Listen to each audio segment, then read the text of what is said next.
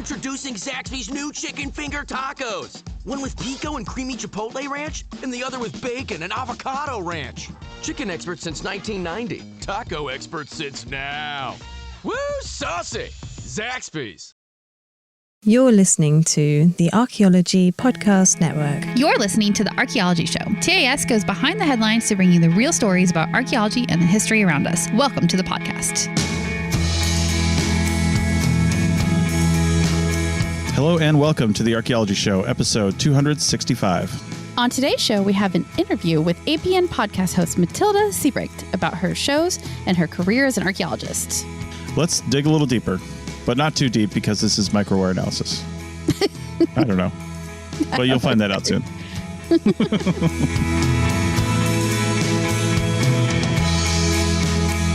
Welcome to the... Oh, God, not that again. Archaeology Show. I'm bringing it back. Could you please? I'm editing that out.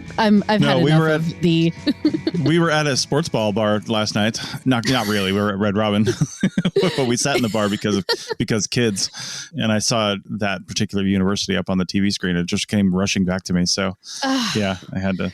Oh my God, it's so you're annoying. so annoying. That's so you're annoying. Annoying. Anyway. All right. This is going to be exciting because a lot of times I feel like we haven't moved much in the last few months, so we haven't had a lot to say as far as our travels go. But for the next 6 weeks, we're going to be somewhere every week, somewhere different. Yeah. Like we're moving fast. We're going to be in a different time zone every single week until we get to the Eastern time zone.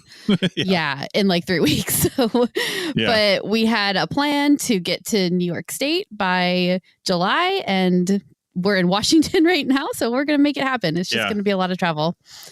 But don't crucify us if we miss an episode here or there, but hopefully we won't. I think we've got a plan to keep that from happening. Well, and for some of the diehard fans that listen to everything in order, we are releasing these out of order of recording, so don't freak out because this is being recorded in Washington State, but being released after the one we're recording next. So yeah, there's going to be some weirdness going on there when we're talking about our travels. We're just trying to get ahead.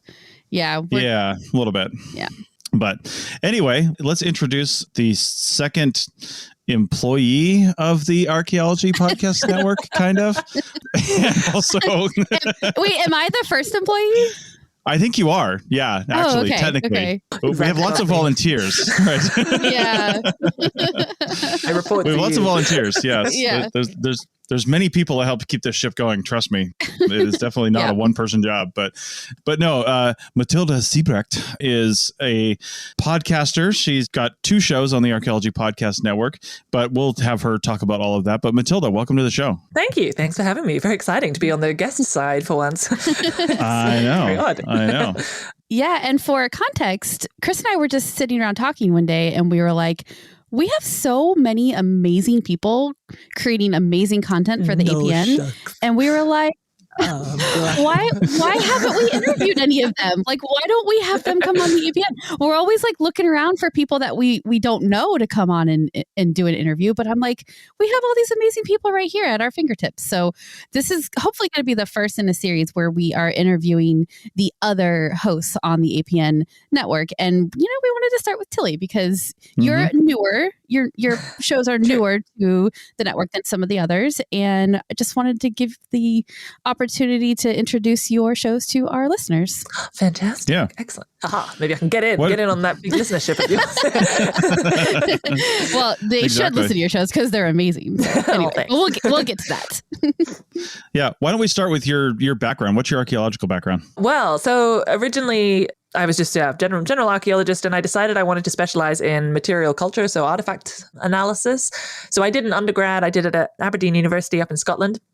And the nice thing with doing a degree in Scotland, which you are probably aware of because Tristan is actually one of my co-classmates, who is the other founder of the Archaeology Podcast Network. So I was there when all of these ideas were running around in his head as well. So it's been fun to watch that develop. And then at some point I was like, wait a second, I want to start a podcast. And I know this guy who I think he was talking about like some podcast thing. But yeah, so I did that degree, and that was in like cultures of the North, but it was a very, very broad degree. I don't know how it is in the US, but generally in the UK, if you do sort of an archaeology degree, you have like an introduction to everything. So you had like a zooarchaeology, a geoarchaeology, a theory of archaeology, and, you know, all the field work, all of this kind of stuff. And so I had a sort of general overview, but I decided I wanted to specialize. So I went and did a master's. I worked for a year first in commercial archaeology, or CRM, as it's known in the US, which was fun, but it did make me realize excavation is great, but it's just, you know, it's nice for like a summer or like for a couple of weeks. I can totally understand that. Like when it's not too warm enough. Yeah. So I enjoy it, but I'm not one of those archaeologists who's desperate to get back out in the field, which I know a lot of my colleagues are. So, you know, I'm leaving more space for them on the field work season. So it made me realize that, and it made me realize I was definitely interested in the objects and the artifacts. So I went and specialized in archaeological science, specifically artifact analysis, and more specifically microwear analysis, which I think we'll talk about later. So I won't go too much into detail, but yeah. So, and then I enjoyed that so much, I decided to continue and do a PhD in that. So I did that. And then, reached the inevitable quarter-life crisis that most PhDs get to when they realize what a life in academia means. So I'm taking a bit of a break out from a life in academia at the moment and doing some other things. So currently working for you guys. And also, actually, I'm back working for the same archaeological company that I worked with before I did my master's, but I'm doing the finds analysis and stuff. And I'm the sort of finds officer and outreach sort of coordinator there. And I'm working for EXARC as well, the Experimental Archaeology and Open Air Museum Society. So yes, very different, lots of different things, lots of fingers and lots of pies. But yeah. So it sounds like you're kind of working for a CRM firm. Yeah. And you're in Germany, right? Yes, I'm in Germany. Yeah. So like, is that lab work essentially? Is it like people are going out and excavating, they're finding things, and then they're bringing that back to you, and then you're doing the analysis in the lab basically? Well, I mean, that's the dream. And I'm hoping my boss listens to this so that she's like, but because that is the idea. That's the sort of aim. And they do have a microscope. And I saw it one day. Getting closer. I saw it. But what was kind of hilarious, I think I can say this because I doubt she'll listen, but my boss is lovely, but yeah, she's very busy. So she'd unpacked the microscope, but she'd forgotten to put like the ocular lenses in, which is the bit that you look through to look through the microscope. Yeah. So kind of important. And I was like, something's weird. Like, why does it look like it's really, really far away? And then I was like, wait a second, the ocular lenses aren't in. And then she was too busy and she couldn't find the thing. So it was like a 5-minute look at a microscope, and I was very excited, and then it hasn't happened again. So I mainly am sorting away all of the. I mean, there's so many things that are found. So I mainly select them all. I sort them by material. I pack them away in boxes. They go to the sort of not state archaeologist, but the provincial archaeologist, I guess. It would be, So, and I'm starting to do like animal bone identification, which is fun. Which never did zooarchaeology, but hey. And apparently, do what you got to do, right? Right. It's one of those. I guess I don't know if it's the same in the US, but it's sort of assumed that you do a bit of everything at these kind of firms. So even though I am specialized at the firm, it's sort of everyone kind of chips in, and then you'll have some tasks that you're more likely to do, and you have kind of more knowledge about, so you'll be the one teaching others, if that makes sense. Totally. Okay. Well, let's talk about your podcasts on the APN. And let's talk about Tea Break Time Travel, because that was your first one on here, and man, that's been going for a couple of years now, I think. It's a few years. Very exciting. Yeah.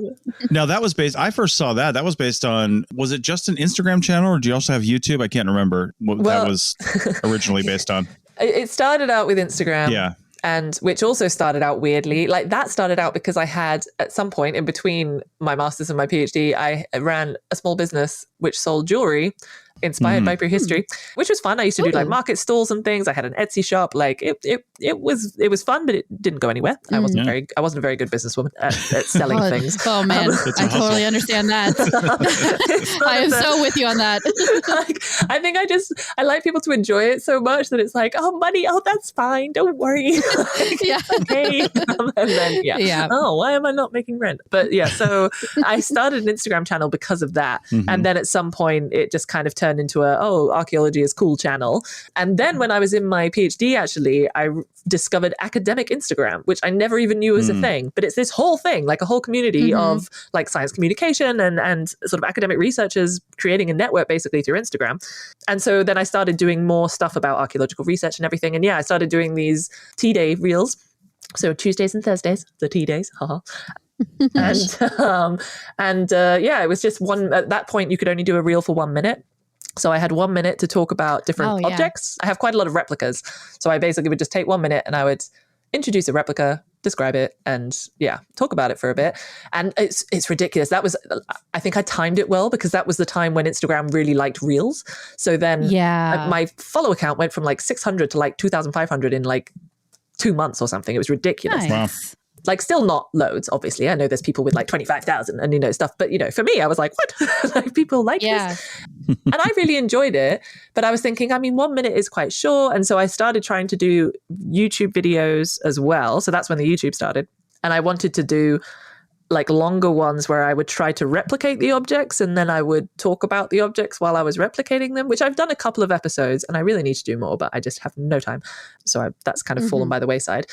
But then, I thought I enjoyed podcasting. I'd already been doing a podcast for Exarch for about a year, I think, and enjoyed it. I think they realized that I am the sort of person who, if you just give me a topic, I can just blabber on for a while. So, which, is okay with podcasting. So, I decided, okay, this is something I enjoy doing and I like this topic and other people seem to find it interesting too. And I have this old classmate of mine who's a producer at the Archaeology Podcast Network. Maybe I can ask him. So and that's how it all kind of came about. And asking guests on each time. So I try to find someone who is somehow related to. It's not always one specific object. It could be like a type of object, or it could be a material. We've also had materials, and we just talk about the object itself. We answer the most asked questions on the internet. So sort of the Google autofill search thing, which is quite fun. That's so fun. That's one of my favorite parts. Right? Like some of them are like... I love that part. I'm glad. And some of them you're like, oh, for goodness sake. But, you have to answer them. Yeah. And then we just sort of talk about stuff. And I also try to... So the guests have always been a bit of a mix. So we've had academics on, but we've also had professional craftspeople. We've had people who have sort of studied something, but then gone in a slightly different direction, but still stayed within that sphere, if that makes sense. So it's a really broad range of people who come on as guests, which I think is really nice. And so I also try to introduce that a little bit as well to show that, like, look, just because you're an archaeologist doesn't mean you have to be like a field archaeologist. Like, you don't have to just go and dig all the time. Yeah. You can. There's so many other things you can do and still be involved in archaeology in some way. So yeah. Totally. Sorry, very long answer to No, that's okay. I mean, I love your podcast. Oh, thanks. T-Break. And I also love your other one, which we'll talk about in a second. But I think one of the things I like the most about T-Break is that you pick an artifact or an artifact class to focus on, but then you bring context to it, because I think one of the problems with archaeology in the media sometimes is that it's an archaeology of things, right? And then people, it's like a collecting thing. Like, people want to own these things, and then you get the looting stuff that comes because people feel like they should own these special things. But when you bring context to it and you understand, why the people created it, what they were doing with it, what was important about it, then it takes that like ownership and thingness away from it a little bit. Yeah. And I feel like your show does a really good job of that. And that's one of the reasons why I enjoy listening to it. Thanks. Well, it's good that you enjoy listening to it because you edit them all. So. Oh, yes. Yeah. My goodness, you enjoy them. I am kind of forced to listen to them, but that's okay. I do enjoy it. I appreciate that. Yeah. And then onto your other show. So your most recent one that you started is called And My Trowel, and you have a co-host for that one, Ash. So I'll let you tell about that one. Yeah, that one happened I started a book club. That was also like 2 years ago now, because I was in a book club called The Scientists Who Read. Quick shout out. They also have a podcast which talks about their books. They're very good. Oh, they nice. they basically are a load of scientists, people working in STEM who miss being able to read for fun. So they started this book club, and it's now got like a ridiculous amount of people. They're doing very well. They have Patreon, so they're really cool. If you're interested, please do go check them out. Nice. And I joined it and I really enjoyed it, and it got me back into reading. I really love reading, but I just haven't been able to. I think a lot of people have the similar thing that when you go and study, you find it very difficult to get back into reading for joy after you've been forced to kind of read thousands of articles. So it got me back into reading, which I was really happy about. But I was noticing that even though I had done archaeological science, so that's why I thought, okay, I qualify, right, as a person doing this, then I wanted to talk more about archaeological science, not sort of other types of science. And I thought there must be a book club about archaeology somewhere out there, but there's not. And, the old saying goes, if you can't find something, you got to do it yourself. So I started a book club called the Archaeo Book Club. And yeah, we look at a different book each month, and we're trying to look at the sort of the representation of archaeology in popular fiction or nonfiction. We've also dealt with some nonfiction books as well. And yeah, from that, I already knew Ash. She was actually the first ever episode I recorded of Siebrecht Time Travel was with her. I remember, even though it's actually her episode is episode 2, but like she was the first ever one. I love her candles. If you don't know it, I'm going to do another shout out. Go and check out Ashwood candles because they're amazing. She's one of those people that I've basically met through Instagram, and now we leave each other about 20 hours worth of WhatsApp messages every day. Like She's that Ash? I didn't know she was that Ash. Yeah, how did you not know that? For some reason, I just never put that together. I remember that episode. You edit their podcast every 2 weeks, obviously. Man. So yeah, we knew each other from that. And then I had her on my show, and then she joined the book club, and then she became a co-admin of the book club along with another lovely lady, Judith. And then we were just chatting at some point about, wouldn't it be really funny to write a book about an archaeologist being in a fantasy world, and then you have to like deal with all the stuff, but it's real archaeology, but it's with fantasy subjects, and you could kind of try to teach people about archaeological methods through that way. And we were like, why don't we do a podcast about it? At that point, I think I was a bit podcast crazy. So I was like, we should do a podcast. And she was up for it. So we decided to again, I thought, hey, I know this great channel. They've already got me on one show. Maybe they wouldn't mind if I do a second one. And you guys liked it, liked the ideas, and gave us a shot. And it seems to be doing quite well, which is nice. So yeah, it's good fun. We sort of sometimes we have a guest on, sometimes it's just the two of us, and we basically try to deal with like a fantasy concept and an archaeological concept each time, which sometimes is more difficult than others to like. It's super great. It's and good you fun. guys have a great rapport, so it's a really fun back and forth chat, which is my favorite kind of podcast. Which is probably why Chris and I are the same way on this show. We're just back and forth with each other, and it's good. Too. She's a great co-host as well. So yeah, it's really good fun. It's a really fun podcast to do that one because for sure. Also, if we had more members, archpodnet.com/members, then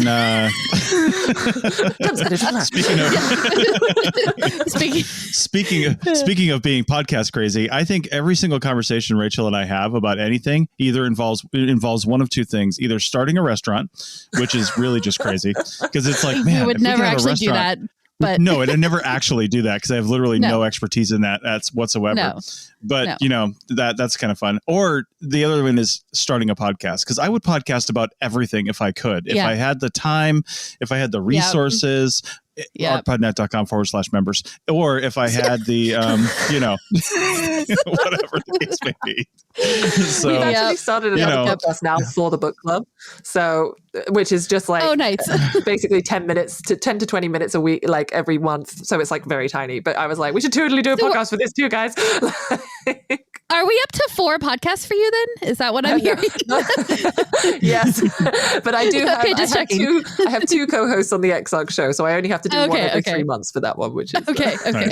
Nice. All right. Well, with that, I think we should take a break, and we're going to come back on the other side and talk about your specialty, microwear analysis. So we'll do that on the other side. Back in a minute.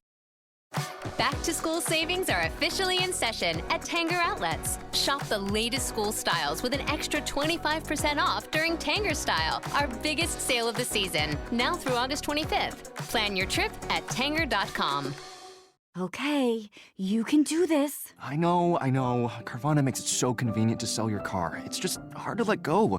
My car and I have been through so much together. But look, you already have a great offer from Carvana. That was fast. Well, I know my license plate and VIN by heart, and those questions were easy. You're almost there. Now to just accept the offer and schedule a pickup or drop-off. How'd you do it? How are you so strong in letting go of your car? Well, I already made up my mind, and Carvana's so easy. Yeah, true. And sold. Go to Carvana.com to sell your car the convenient way. Back to school savings are officially in session at Tanger Outlets. Shop the latest school styles with an extra 25% off during Tanger Style, our biggest sale of the season, now through August 25th. Plan your trip at Tanger.com. Welcome back to the Archaeology Show, episode 265. And we've got Tilly on here talking about her podcasting. And now we're going to talk about what you actually do as an archaeologist and what you're interested in. And really, this kind of leads into the article we're going to discuss in segment 3 as well. So your interest, as we kind of discussed in the beginning, is microwear analysis. So let's just talk about that. What is microwear analysis? Why do you need microscopes? What does a microscope do? What can't we do with microscopes? Wow. What can't we do with microscopes? Why don't we need microscopes? I think it's a question. Exactly. Yeah. Well, yeah. So microwear analysis, there's multiple words for this, by the way, as well. So you have like traceology, you have usewear analysis, you have microscopic analysis of usewear traces. Like there's so many different ways to say it. I've just gone with microwear because it's an easy way to say it. Sure. So it's basically, using microscopes to look at different kinds of microscopic traces, and you can look at sort of different things with that as well. So the easiest way that I usually explain it is you can look at how things were made and how things were used. And to do that, you need kind of different levels of microscopy as well. So for example, for my master's, I looked at amber beads from the Neolithic, late Neolithic, early Bronze Age in the Netherlands. And I was trying to determine whether I could work out what kind of material the drill bit was made from that had been used to create the hole in these beads. Cool. So, which was good fun. So I had to do a lot of experiments, had to drill a lot of beads. And then I basically created a kind of catalog of traces. We call them traces, which are kind of the marks that you see from different activities being performed on an object in some way. And so by looking at these different traces, you can then make a little it's called sort of a reference collection, and then you can compare that with similar traces on the archaeological objects. And what was quite nice is that I could indeed see some beautiful comparisons with that, which was amazing. So there was, for example, some holes that had been made with a flint drill bit, and they created a very specific kind of trace compared to those that had been drilled using an antler drill bit. And then when you looked at the 5,000-year-old beads, you could see those same traces and those same two kinds of traces as well on different beads. So that was quite exciting. I should state, by the way, that doesn't necessarily mean that those beads were definitely made with flint or with antler, but it's more you can sort of show what, the possibility is in that respect. Sure. Very cool. Yeah, that actually leads into one of the questions I had my basic question was, what is the relationship between microwear analysis and experimental archaeology? But I think you kind of just covered that.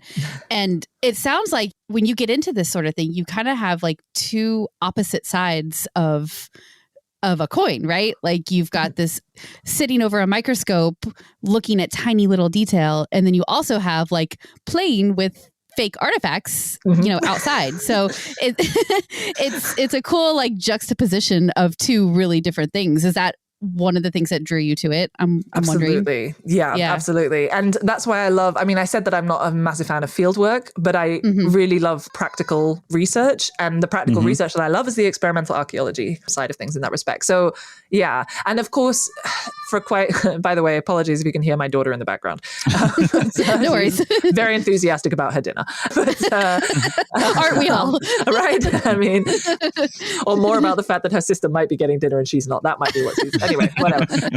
Yeah. So the important thing as well, though, with experimental archaeology, especially when it comes to microwear analysis, is because you're looking at such fine detail. And also, by the way, if you look at how things are used, you're looking at even finer detail. So you're using even higher levels of magnification to look at like really, really, really tiny traces.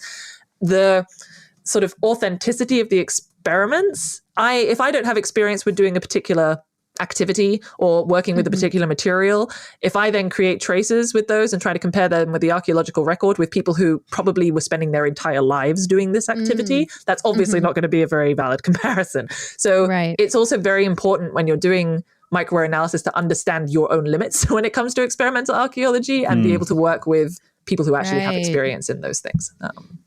Cool. Yeah. You know, I'm wondering, just with the term microwear, because you mentioned other terms for this, when I hear the term microwear, I mean, wear implies use, right? Yeah. And I think about this because, you know, I also produce and sometimes co-host on the Rock Art podcast. And I always struggle with the fact that it's still called the Rock Art podcast because, you know, art. And sometimes it's called subjective. Rock drawings. I know. We can't call it the petroglyph podcast because a lot of people who listen to it don't know what a petroglyph is when they're trying to find it. It's not a very searchable term if you don't know what you're looking for. So that's why we still call it that. So you don't want to imply that it's art. So can you imply that it's wear? You know what I mean? That it's been used and things like that. Is like, what would be a more generic term? And what are some more, I guess what I'm trying to say is, what are some more sources of the thing that you're seeing besides use? You know what I mean? Yeah. So there are kind of tricks that you can do to get around that, though, because of course, indeed, so for example, some of the objects that I was looking at in my PhD, they were excavated in the 50s. And at some point they had obviously been treated with something. And so you look at the first one I looked at, I was like, oh, wow, these are really, really clear striations, like lines on the thing. And then I realized, wait a minute, that's brush strokes, like from whatever they were like coating it with, because I was looking at such a high level of magnification, even though it was like a tiny, teeny little paintbrush probably that they were using, I could see the brush strokes on the, like in the varnish or whatever it was that was on the top of the object, which was great. Meant that I had to get rid of like half of the collection because I couldn't see anything. But anyway. Right. But like, so at some point you have to indeed be careful and you have to think like, right, what has happened to this object? Like since it's been excavated, what could have happened to it during? So there's also been a lot of studies on like trampling traces and stuff like that to see if like, okay, and there was a great study done actually. And unfortunately, I can't remember the name of the authors, but hopefully we can find that later and put it in the show notes or something.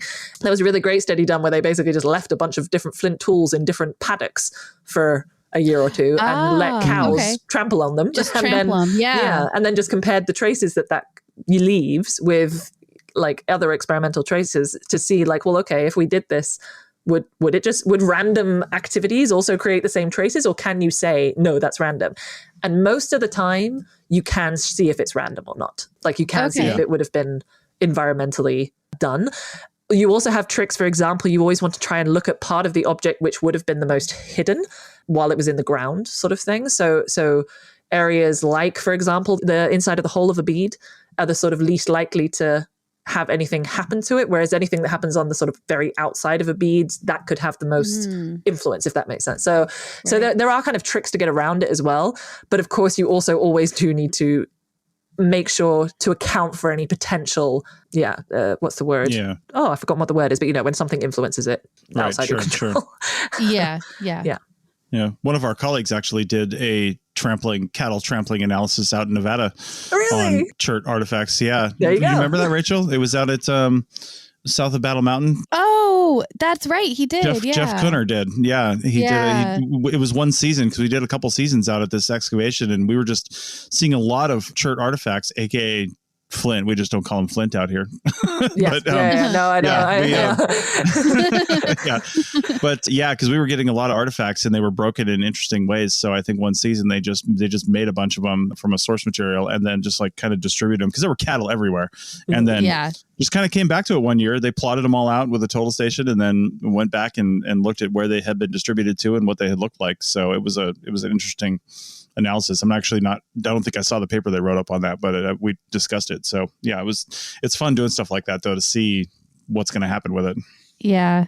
I love experimental archaeology because it takes you into the mindset of the person who created the artifact that you're studying. You know, it feels like a much more like visceral connection to the ancient people than when you're just like, even just excavating.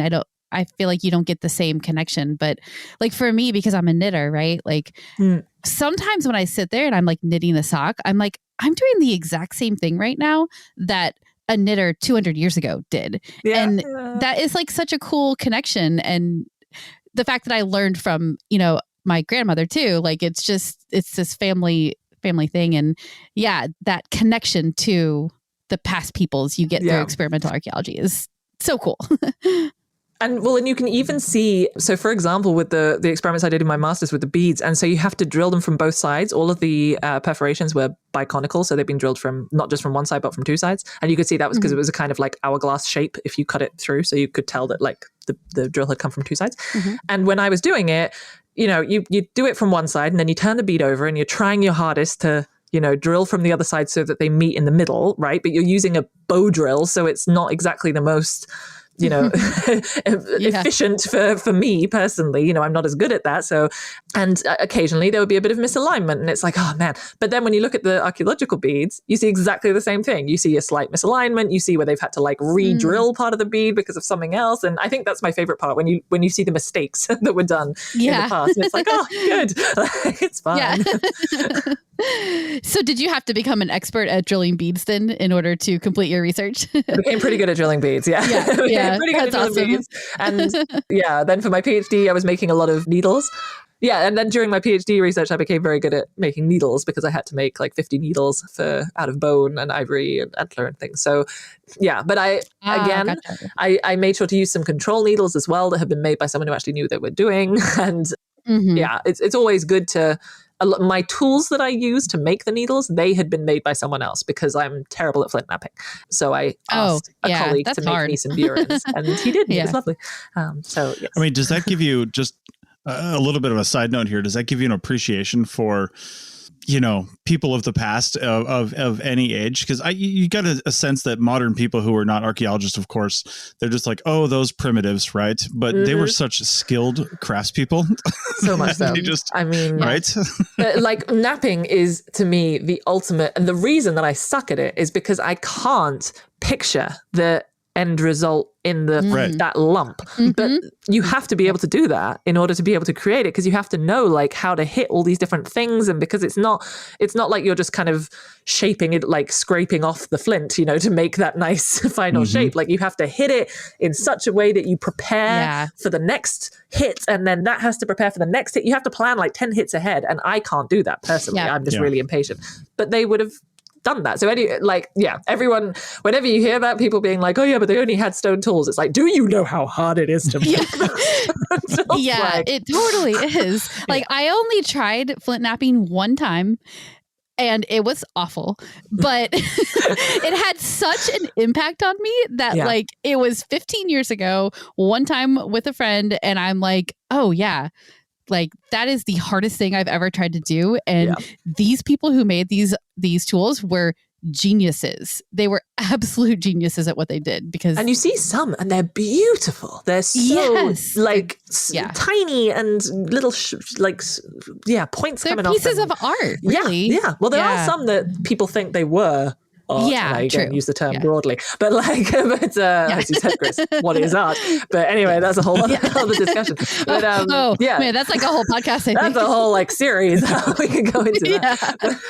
I did that. A new podcast. For my final study of my PhD, actually, I basically it could be summarized in the question, "What is art?" Which hey, But what's really interesting, you spoke earlier, Rachel, about like you get such a sort of a connection to it and the experience of it. And there's actually this whole kind of debate a little bit in experimental archaeology about experimental archaeology versus experiential archaeology. And like, what is it and how can one classify it? And if you're not actually getting like practical results out of it, is it really experimental archaeology or is it just experiential archaeology? But I would say the two go hand in hand so much. I mean, I've had so many experiments where then something new has come to me purely through doing it. And if I'd just been in a lab doing it all with robots, or I don't know, like it wouldn't have worked. You have to have that room for creativity so that you can see future questions or even help inform the question that you're trying to answer in that moment. So I feel like they should go together, but I also see wanting to distinguish between them too, because, science. Right? Well, and it's so subjective as well, of course. And I don't know, to give an example, like one of the studies from my PhD was looking at these needles, and we sort of worked out through it, and I had read about it as well, but we went up to the Arctic. I was lucky enough to be able to go up to the Arctic and work with some wonderful Inuit seamstresses who cool. they don't use bone needles anymore. They use metal needles, but they still work a lot with skins, like seal skins, caribou skins, etc. And that's what I was testing through my experiments. And so I had gone up there and I wanted to ask them what they thought of these replicas, what sort of was their experience with using them to sew. And we worked out the way that we sew in the South is very different to the way the Inuk method, it's called, like of sewing. And so us doing our experiments had probably done it completely differently to how an Inuk person would have used the experiments and all these kind of things. That is so fascinating. It was really interesting. And what was even more interesting was that the Dorset needles I was looking at, so the Paleo Inuit needles, seemed to have more similar traces to the way we were using it compared to the way the Inuit were using it, which shows that like the techniques had changed and developed over time as well. But so anyway, that's like, as I said, I wrote a whole paper on it, so please go feel free to read it. I don't want to talk about it. We'll have all kinds of links in the show notes too to your website and everything. But that's an example as well, right? That your own experience biases you so much in experimental archaeology. So that's also something really important to keep in mind when you're doing it, especially if you're then creating microwear traces that you want to compare against archaeological pieces. Like there's so much, there's so much you have to take into account with it. Well, it sounds like to me like we need to make an experimental archaeology podcast, arcpodnet.com/members. Oh, that would be so awesome. Let's do it. Yeah. If there's anybody out there listening that is an experimental archaeologist that wants to start an experimental archaeology podcast, please reach out, Chris at archaeologypodcastnetwork.com. So with that, we are going to talk about an article. So we're going to go back to the TAS style, but we're going to have Tilly join us on this breakdown of an article. And we're going to talk about, well, art. Or is it art? Who knows? Probably not. It's not art. We'll find out back in a minute. Introducing Zaxby's new chicken finger tacos. One with pico and creamy chipotle ranch, and the other with bacon and avocado ranch. Chicken expert since 1990. Taco expert since now. Woo, saucy! Zaxby's. Shop Plato's Closet tax-free August 2nd through 4th for back-to-school styles. We sell the trendy, gently used styles you need to make a difference in the world and in your wallet for back-to-school shopping. Save up to 70% off regular retail prices by choosing recycled styles. Save even more when you shop tax-free this weekend. Make a change that others can respect and repeat. Shop Plato's Closet in North Charleston and West Ashley this year for your back-to-school looks. Plato's Closet, located in West Ashley on Sam Rittenberg Boulevard and North Charleston on Rivers Avenue. Welcome back to TAS episode 265. And we forgot to mention there is an experimental archaeology podcast. Which I host. I should really have remembered that. Well, it's only once every 3 months, right? So yeah. And to be fair, we don't always focus on experimental archaeology. So it's from Exarch, but each episode is not necessarily just on experimental archaeology. So there is probably still room out there for a podcast completely focused on experimental archaeology. So as someone who has taught classes on podcasting and things like that, one of the things you first teach is focus on a topic. So for a quarterly podcast, I would probably suggest that you focus on experimental archaeology. I'm just saying. Well, it is monthly. I just only do every 3 months. Oh, you only do every 3 months. Yeah. So the podcast itself is monthly. We share shifts. Okay, gotcha. Okay, got it. Okay, so it's a monthly podcast. Well, the sort of aim of it, actually, just very briefly, was because during COVID, we were supposed to have like a couple of meetups and things, obviously, and everyone was stuck at home. So we were trying to do it as a way to keep that connection between our members. So the main aim of it is to kind of showcase what different Exarch members are doing and like the different things that everyone's up to. But then now it's kind of expanded out. And so now it's not just Exarch members who we have on and things like that. So that's how it kind of grew, I guess. Gotcha. All right. Okay.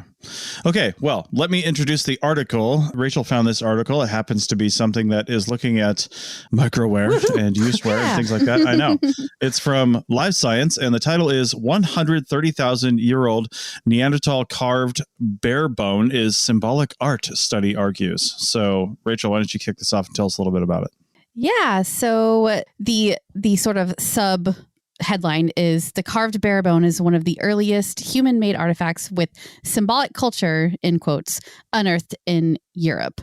And that's a big statement, but we'll get to why that might be a big statement in a minute here. I think, yes, we always have notes about sentences like that. Journalism. Anyway, so the artifact itself, though, let's just get that out of the way. The artifact itself is a roughly cylindrical bone. It's about 4 inches or 10.6 centimeters long.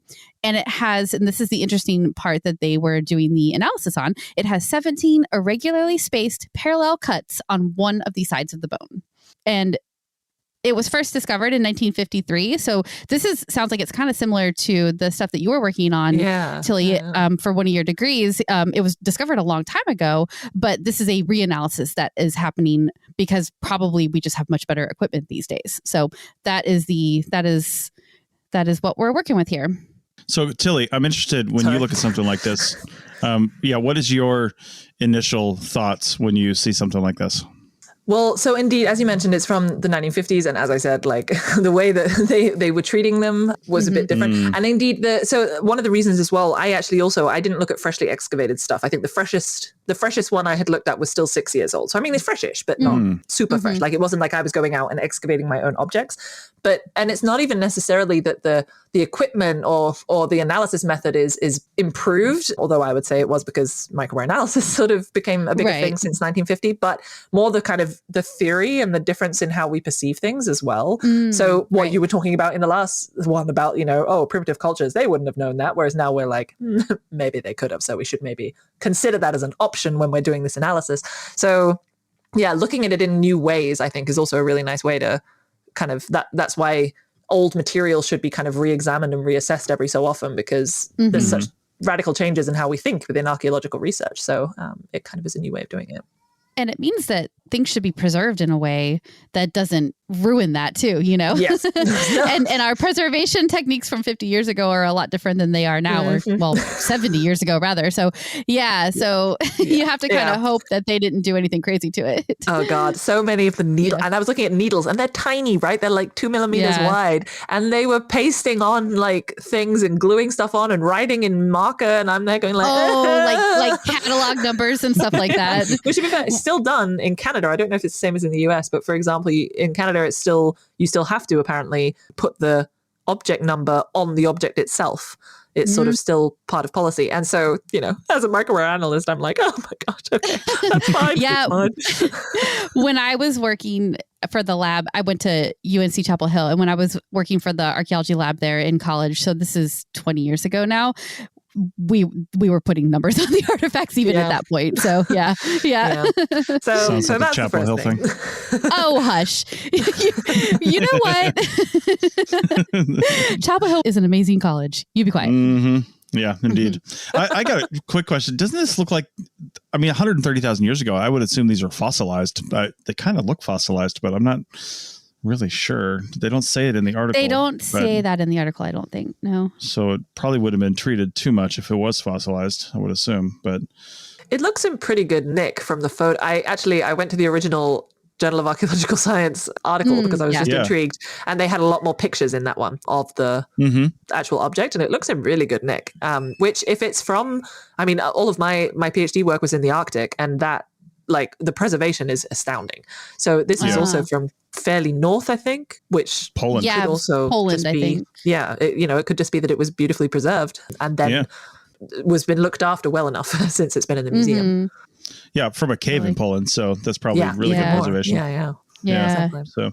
But I think I do agree with your statement that that's a big statement. What I've just been saying for the whole last bit of the podcast, right, is there's so many things that you have to take into account and nothing is certain. And it's all, this is basically what I say in T-Break Time Travel the entire time anyway, is that we don't actually know anything about the past, because there's so much influence and there's so many things that also, like in the article, I don't know. I just also, like I said, I looked in the original one, and for example, they were comparing with traces that have been seen in other articles and identified it in other articles to be like, oh, it's not this, which is fine. Like, that's good to do. And by the way, this is a really good study. Like, I'm not at all like the way that the methodology that they use in this is fantastic. It's so cool to see such like scientific application and to see that they're trying to be really objective about it. But at the same time, you have to understand, as I've been saying, that both experimental archaeology and microwear analysis is so subjective. So it's quite often, even if there's already previous experiments that have been done, sometimes it's good to just replicate the experiments to just double check, and also to do experiments to kind of exclude things as well, like exclude possibilities. Right. Yeah. Yeah. Well, speaking of the methodology, let's talk about that a little bit. So the researchers, they basically re-examined this bone using a 3D microscope and CT scans. And that's basically as far as the news article goes. So I was kind of hoping you would sort of fill in what that means exactly. Like, they made this digital scan or digital model of it, but like, what exactly were they doing? How did, like, what was, what does that mean? Well, because usually, so also the way I do it, right? I mean, if you don't have access to these fantastic machinery that they had access to and these methods that they had access to, you have to just, you look through a microscope, you see the traces, you identify the traces based on what you have in your mind.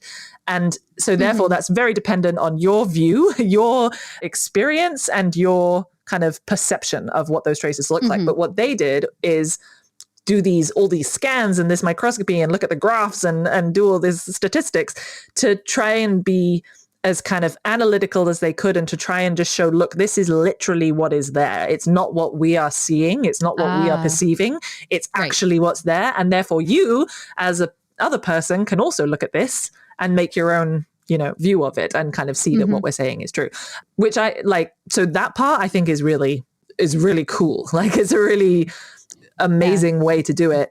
But yeah, I mean, gosh, I can't even imagine what it would be like to try and do this on like hundreds of objects because that would just be so much work. So yeah, it's really cool if you have like one interesting object that you want to prove something about, but that's also not often the case. I guess it's sort of those are very rare situations in that respect. Oh yeah, I suppose this is a very special artifact to get that kind of intense study. Yeah. Well, do you see in your circles or your reading at all any progress towards, I mean, it's the AI revolution right now, right? So do you see anybody going to the point where, because I don't know how long it takes to do this like intensive CT scan of an object of this size, right? So are we at the point where somebody can just like, you can get an intern or a student or something like that to just start dropping artifacts into a CT scanner and saying, bam, bam, bam, let's just get these done. And then it starts cranking out models. And then you get something to just start analyzing this stuff based on, predictive modeling, and then start spitting out results. Are we even close to that yet? The problem is there's so many, I know I sound like a broken record, but like there's so many things that could create similar traces to some other things. So for example, actually in my master's, again, I don't know why I keep talking about my master's rather than my PhD, which I've just done and took me 4 bloody years. But anyway, it's I guess it was a foundational piece of work. It was fun. So my husband actually, he did image analysis of sort of CT scans and 3D models and things for his PhD research. My daughter, honestly, she's just shouting at me in the background going, Daddy's gonna come in soon. And I'm like, okay, good. Thank you. Yeah, and so he actually tried to see whether he could identify the traces based purely on their directionality and see whether he could create graphs based on that. And you can do that, for example. But then, for example, what does that mean? It's like, okay, well, there's traces that go that way, but what does that actually mean? So at some point, you do still need to have that understanding and that kind of analysis, I think, from a human perspective, because there's so many different things that can influence it. And there's so many possibilities that we aren't even aware of yet as well. Okay. Yeah, right. I hope that answered your question. Sorry. I think so. Yeah. Yeah. Well, let's just run through what their conclusions were for this article. They concluded that these parallel marks that are on this bone were repetitive, and they have the same basic shape, despite the fact that there were some size differences. They were also confined to one area, even though they could have utilized other areas on the bone. They chose not to. And that having that choice is the interesting piece of that. And then finally, that these marks were organized with the cut marks placed in a systematic way. And here's where the experimental archaeology bit comes in. The researchers, they tried to replicate this on fresh cattle bones. So they used replica flint blades and knives and used 7 different incision techniques to try and replicate this. So, yeah. Which, again, I think that they could have, I think that the experimental part was slightly limited in this one. That would be my only criticism. It seemed like it might have been, yeah. I like that they had and I don't know how accurate this was given the limited nature of it, but they said they had the comma-like curves to the right at the end of the little nick marks, because and that determined that the person was probably right-handed that did it, which I thought was really cool. I mean, cool. Lefties back in the Neanderthal era, I guess, whatever. But, well, you guys are the slighted group in the world. So whatever. Chris is left-handed, for those that don't know. In case you didn't pick up on that. Yes. And he likes to let everybody know. That's it. New podcast, Left-Handed Archaeology. Oh, God. What is it? Roughly like 10% of the world? I made that up completely. It's got to be 20 by now. Is it like 90% of all percentages are made up on the spot? Something like that. Yes. Anyway, well, okay. The big conclusions of this article are that these markings on the bone, they seem to be purely for adornment and not tool making or some other utilitarian use. That's the conclusion that they're drawing. And that they also don't think that this is an object of ritual importance. And which is shocking. But also the fact that they're so like specific about saying, oh yeah, no, it's not for a utilitarian use. Yeah. And you're like, oh, okay. How do you know? Why do you say that? Because also then like Neanderthals aren't humans. Like there are different species. Yeah. And I think a lot of people forget about that. So we're like, oh, well, if they did this, we would have done it that way. So that's how they did it as well. And I think that's, I don't know, there's something that is quite often forgotten too. I don't think in analysis we can say what something wasn't used for. Yeah. I think we could say what something probably was used for. Maybe. If we can experimentally show what something could have been used for, I think that's the only statement we can probably make and still put quotes around it or maybe an asterisk on it, right? Lots of potentials and probably we suggest that. And But to say something couldn't have been used for this or something like that, it's like, my God, that's who knows? So, and to say an object wasn't of ritual importance, I mean, a stick could be of ritual importance. A mountain is of ritual importance. Yeah. All of that was, that's what drew me to this article. Because I'm like, wow, those are some things to say about 130,000-year-old artifact. So, I wonder what their contemporaries in San Diego 130,000 years ago were thinking. Oh my God! Can we please stop? No, we're not talking about. In fact, I'm editing all this out. The people of Cerruti would have something to say about this. Nope. I always have to edit you when you say dumb things. Hashtag A Life in Ruins. Come back. Well, that was all like deep tracks for people that listen to every single podcast on this network. So anyway. That's right. Yeah. Caleb knows what I'm talking about. All right, my gosh. All right. Another fan shout out. All right. Well, Tilly, thanks for coming on the show. This was fun. This was our first. Yeah, we haven't interviewed another podcast host on the show yet. I don't think we have. I'm so honored. Yeah. Thank you so much for having me. It's been really fun. I know. It was great. We appreciate it. Thank you.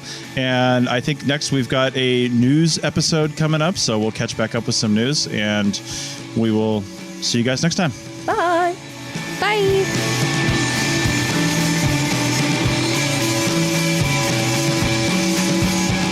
Thanks for listening to The Archaeology Show. Feel free to comment and view the show notes on the website at www.arcpodnet.com. Find us on Facebook, Instagram, and Twitter at ArcPodNet. Music for this show is called I Wish You Would Look from the band Sea Hero. Again, thanks for listening and have an awesome day.